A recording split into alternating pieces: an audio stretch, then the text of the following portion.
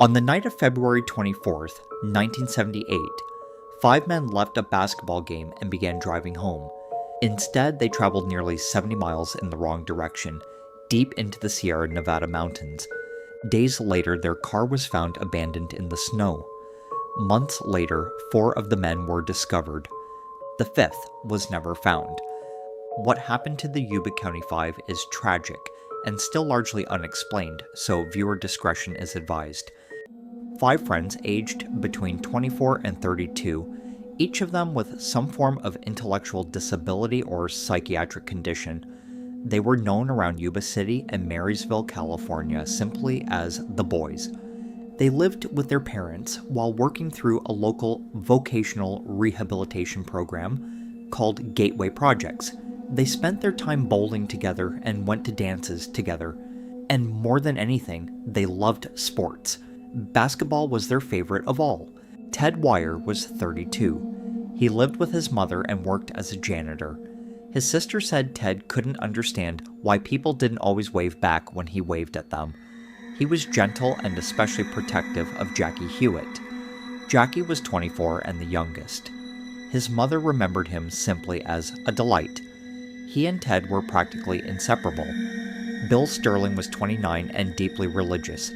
He had gone camping only once as a child, hated the cold, and never went again. Jack Madruga was 30 and an Army veteran. With his military pay, he bought a 1969 Mercury Montego.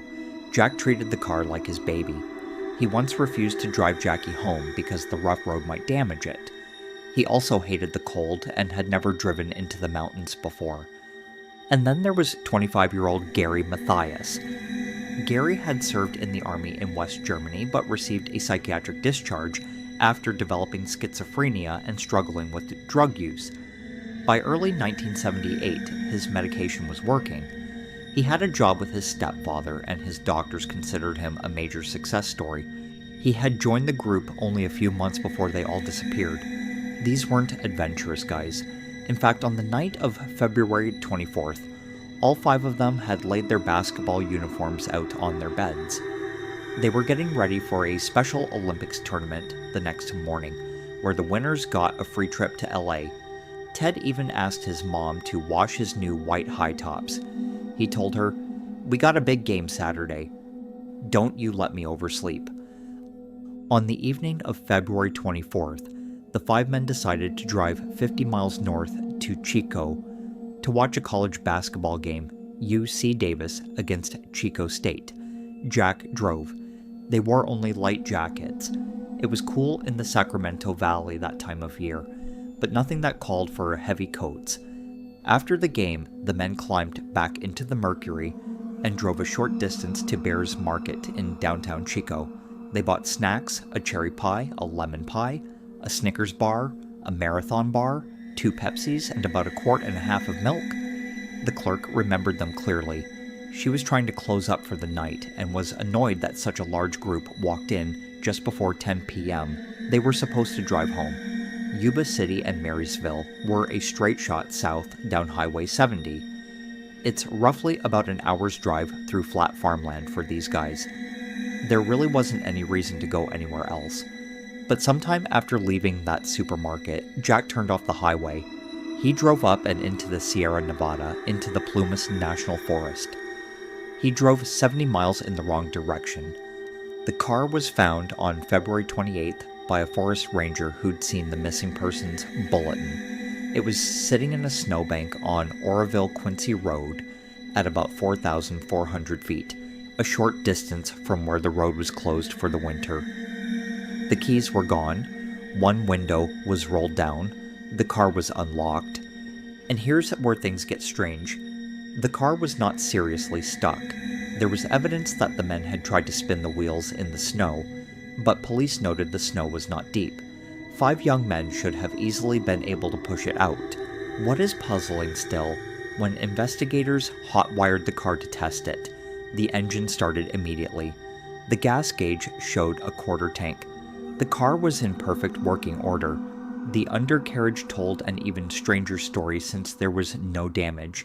This car had been driven up a long, potholed mountain road, yet it looked like it had been driven on glass. The driver was either astonishingly careful or knew the road intimately. Jack's family insisted he knew nothing about that road. He'd never been up there and certainly wouldn't let someone else drive his car. Inside the car, police found the wrappers and containers from Bears Market, programs from the basketball game, and a neatly folded road map of California that was still in the glove compartment. The men hadn't even used the map. None of this made sense. The only clue came from a man named Joseph Schoens, who had become stranded near the same location that night while suffering a mild heart attack. He later recalled seeing headlights, several figures, and flashlights near his vehicle. He said the lights disappeared whenever he called for help. But Schoens acknowledged that he had been drifting in and out of consciousness, and may have been hallucinating.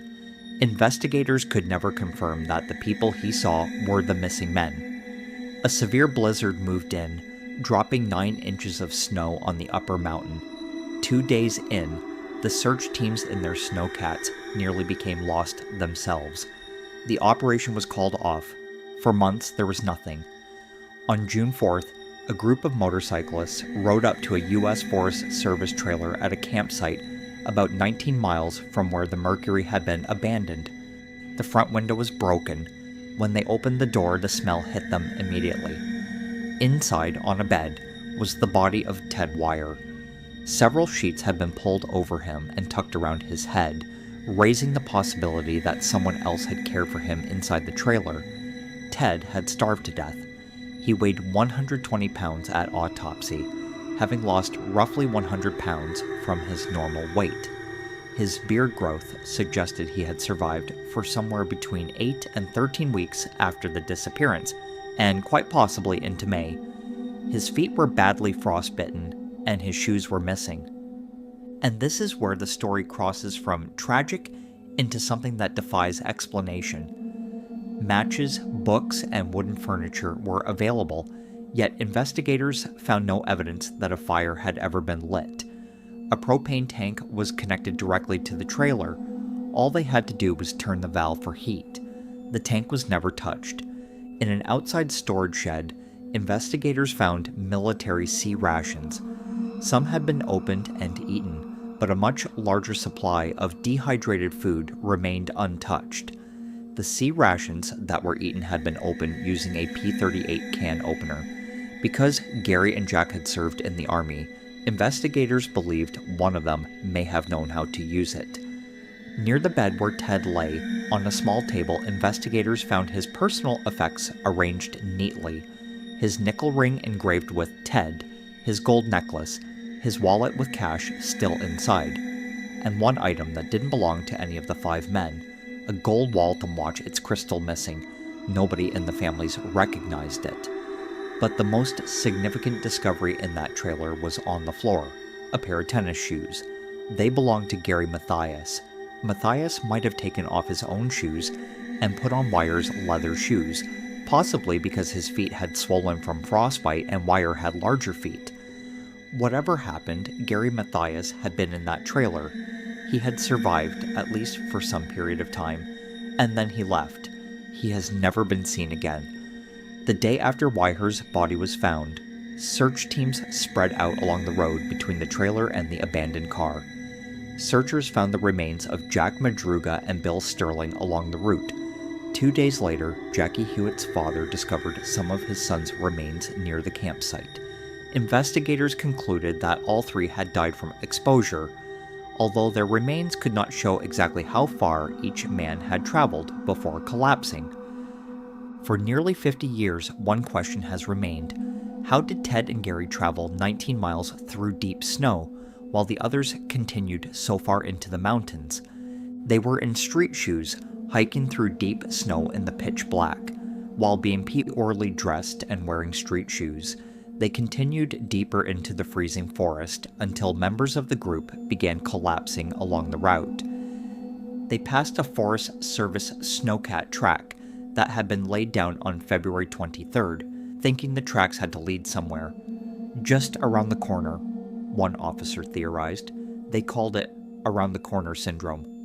Follow the tracks. It has to lead somewhere, just a little further. Except it never did. Nearly 5 decades later, the Yuba County Five case remains open. The Yuba County Sheriff's Department has classified Gary Mathias as a presumed victim of foul play, but his trail ends in that trailer. Thank you for watching, and I hope to see you in the next episode.